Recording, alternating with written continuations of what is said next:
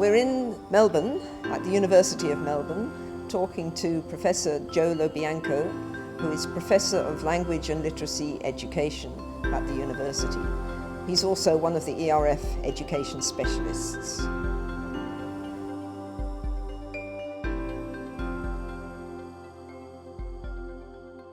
Jo, you grew up in an Italian family, speaking Italian, and then went to school and were faced with English.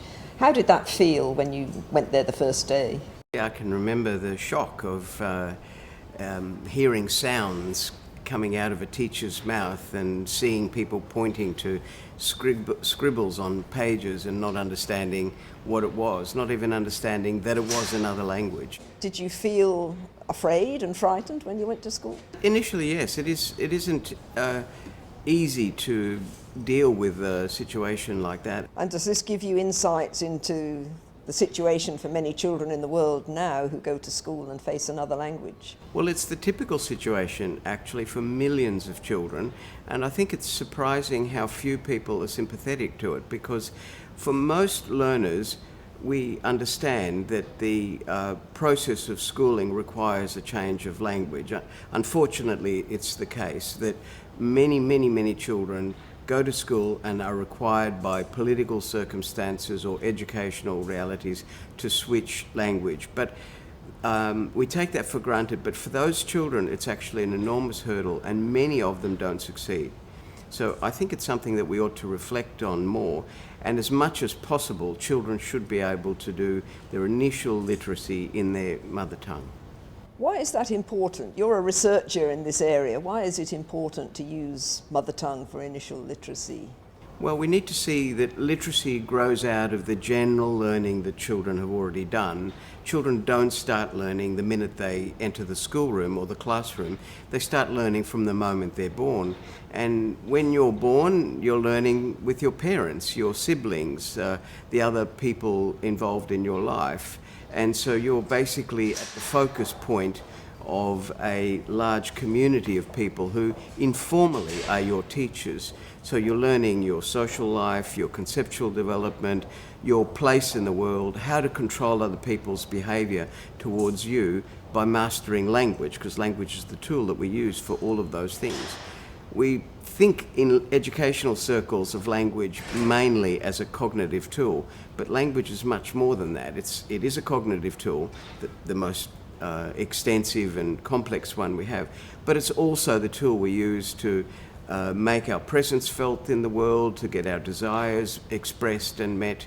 And children, as they acquire that, they're doing it in their mother tongue. So we can't expect that when they go to school there will be this instantaneous transition over to another medium of exchange. Cognitively, conceptually, emotionally, and in other ways, the mother tongue is by far the best way to teach children at least their initial reading and writing, and I think more than that as well. Why do you think some societies appear to be more literate than other societies?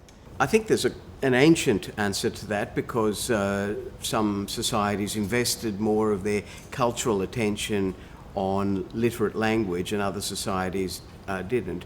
But if we skip the ancient explanations and go to the modern world, I think that it's clear that some societies have the institutions, the resources, and also a culture of reading that is more entrenched than others. And this, in the world of globalization and capital exchange that we have today, disadvantages oral-based societies quite a lot. Their traditions of knowledge, their traditions of communication are less favoured in the contemporary world. What impact do government policies have on the teaching and learning of reading?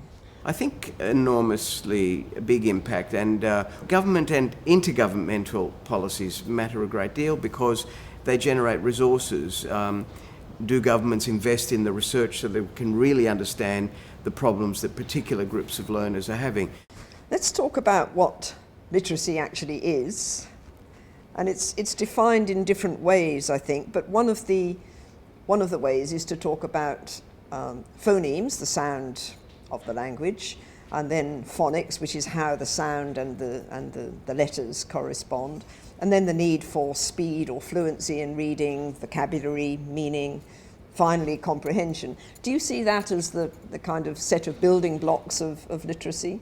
Well, they're essential at the level of how the language operates in a micro way to code messages, and we teach children how to decode those messages. But that meaning of literacy, which is the classical one, if you like, is embedded within a wider social meaning of literacy, which is how literacy operates in a community. And then we have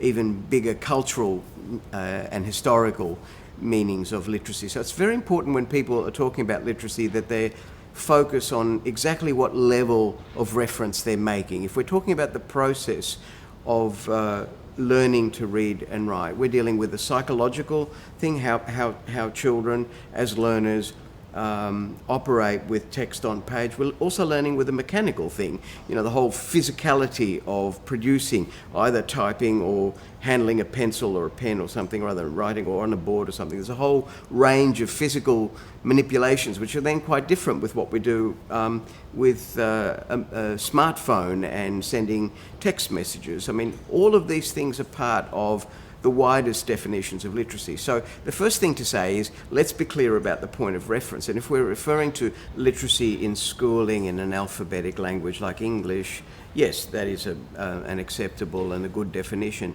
But I think we have to add meaning to it, because it's important that we understand that literacy only exists around the fact that it means something to somebody. Is texting language on mobile phones, is that becoming a new form of literacy? Oh, it is definitely a form of literacy. And it is different today from how it has been at any other time in history. Why is it important in learning to read that children develop speed and fluency in reading? The faster you are as a reader, the more confident you are with the content that's contained in the text. Whereas if you're hesitant about the micro level of an individual word meaning, what's going to happen is that the broader argumentative content of a piece of work is going to be lost on you. So the quicker you read, the more you can assimilate the meaning overall. Yes, overall meaning, deeper meanings, and more meanings. When you're in school as a learner, how important is it to have reading material which is from a familiar context? That's very important, because we need to keep in mind that when you're reading or learning to read, you're dealing with a task that's quite language focused. And if you're also struggling with content, that is the meanings of things, you don't know what the ideas are, that's an extra load that you're having to deal with. A big question now, Jo. What are some of the key lessons for AusAid staff that they need to think about if they're going to program support for literacy in developing countries? Well, I think the very important point to keep in mind is that most children who will be learning in a major language at school will probably be learning in a language that isn't their mother tongue.